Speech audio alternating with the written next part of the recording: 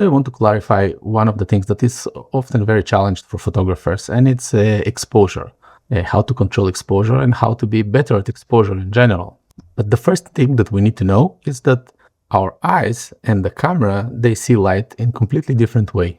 Imagine yourself standing in your room and looking outside of the window. The human eye can clearly see what's happening inside of the window and inside of the room as well. But the camera would usually be able to focus only on one of these. If you focus on what is happening inside of the room, your window will usually be blown away and be completely unreadable and white.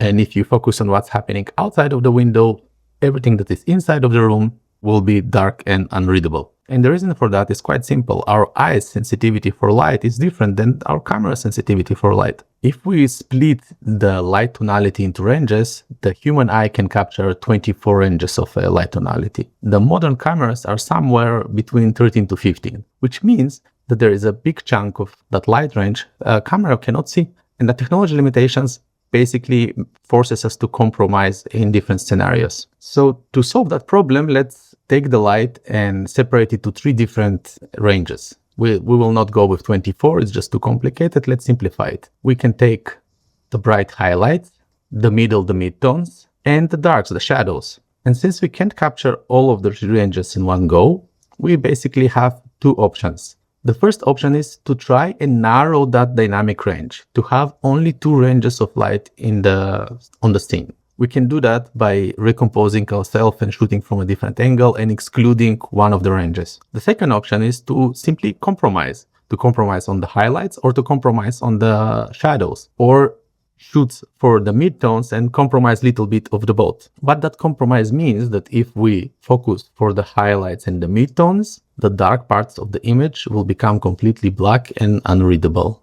The opposite is also true. If we focus on the midtones and the shadows, the highlights will be blown and unreadable as well. They will have no data in them. And the technical terms for these 2 scenarios will be burnt highlights or clipped shadows. And sometimes it's exactly what we want. Of course, there is a third option. We can photograph several different photographs, each and one of them exposed for a different part of the scene, and later on combine them all together in an editing software. But these techniques, they do require some technical understanding of how to merge photographs and also extra equipment. But if you're photographing handheld, you will not be able to take advantage of techniques like HDR or just blending different exposures. I'm pretty sure that there is a race out there happening right now between the camera manufacturers, and that dynamic range increases. The cameras are getting better and better. And I'm sure that in the next 10 years, we will see a big change, and maybe one day the cameras will be as good as the human eye, and everything I'm talking about right now would be highly irrelevant. But right now, it's still very much relevant. And let's see how we tackle these problems and how we deal with them. So the first method, as I mentioned before, is narrowing down the dynamic range. It's making the things for your camera easier. You just give the camera what the camera can read at that particular moment. For example, if there is a scene and it has all 3 ranges in it, we try to narrow down to 2 only, which means sometimes we will exclude bright skies out of the image, or sometimes we will exclude very dark parts out of the image. At the moment the camera has 2 ranges to work with, we're good to go. Let's compare these 2 images.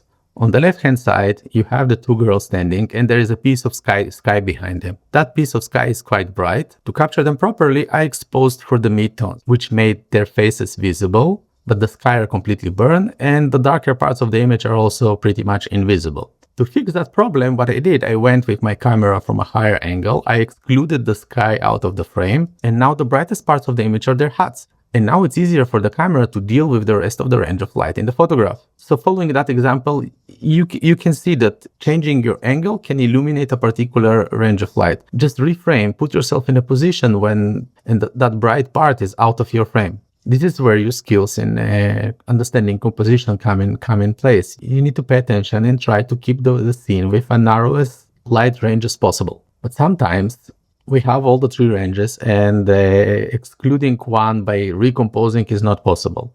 In that case, we have 3 options. The first option would be to expose for the brightest part of the image and the midtones and let all the darks disappear into darkness. The second option would be to expose for the midtones, and then we will have a little bit of the brights and a little bit of the darks in the frame, but the brightest and the darkest parts will be invisible as well. And the third option would be to expose for the midtones and for the shadows, and blow up the sky completely. The sky will be invisible. As you can see, you basically have the two ways. The first way is recomposing to narrow the dynamic range. The second way is compromise on certain dynamic range when you are controlling your exposure. All these games are done by controlling your camera exposure. You intentionally darken or brighten a certain image. And by doing that, you're giving up on one of the luminance ranges. And while we're on the subject of exposure, let's speak about exposure. Exposure might sound as a very complex term, but what it actually means is how bright or how dark your image is. That's it. So if you know how to control the brightness and the darkness of your photograph, you're good to go. You understand exposure. But you need to remember that the right exposure and the correct exposure is not what you see on your camera bar out there. It's what you think is correct and suitable for that particular scene. So sometimes the camera can show you that you are underexposed, but this is exactly what you want. So you're deliberately underexposing and overexposing your images. Underexposed image is usually an image where you don't see the dark parts properly when you are compromising on the dark parts. An overexposed image is usually an image when you're compromising on the bright parts. So you can play with this. You can under and overexpose. Exposure is your light brush. Use it. It's very effective.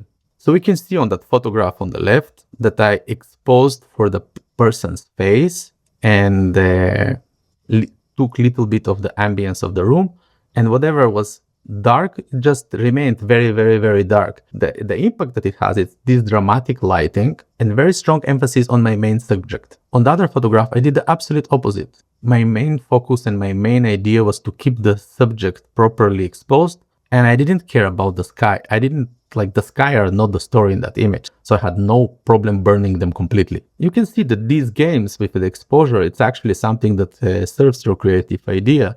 You don't need to be nailed on that middle of the exposure meter. No, that's not the right way to go. You will just get all the time kind of medium exposed images, and you will have to tweak a lot of stuff in post-processing, and you don't need to do that. You can actually achieve proper exposure that serves your creative idea on the spot, and that's what you should aim to do. Editing is nice, it can give an extra punch to your image, but it's not something that you should use to fix your shooting mistakes. The shooting needs to be done on the spot.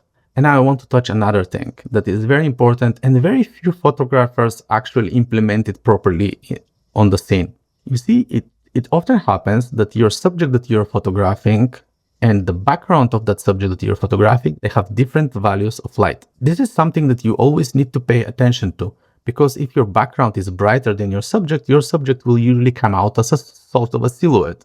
So here you basically have three possible scenarios. The first scenario is your subject and your background, they have absolutely identical light luminance. That is usually happening in an overcast day, and that creates relatively flat images. The other scenario is when your background is darker than your subject.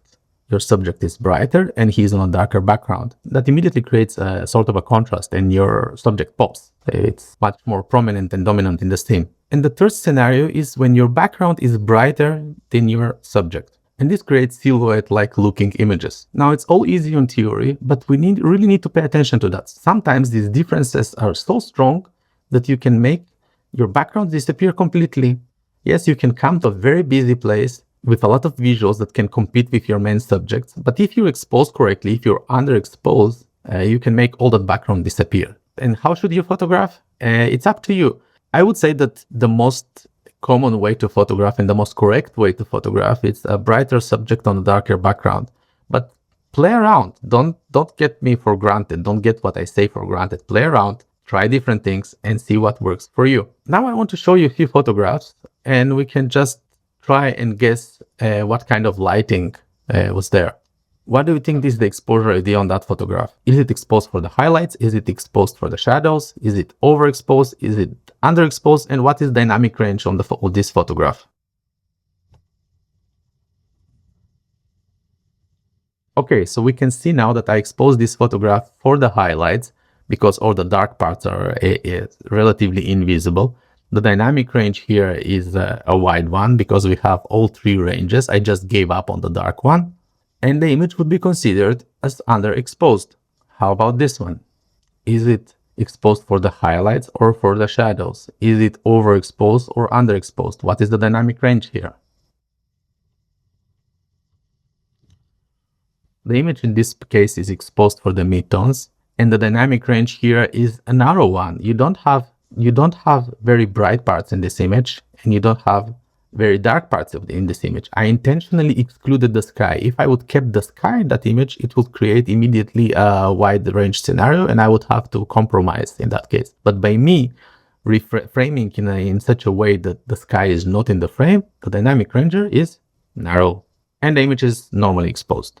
And regarding the background, let's look at these two images here. These two images, they are photographed at exactly the same place. On the first image on the left, you can see that my photographed subject and the background are lit in exactly the same way, which doesn't make any one of them pop in a particular way. But on the second photograph on the right, you can see that I have exposed for the highlights that are touching that woman, but the background, because it was not touched by the sun, is significantly darker, and that image became much more contrasty than the other one. So the general recommendation is to expose for the subject, but you can expose for the background as well. So it's up to you, up to your choice, up to your creative choice.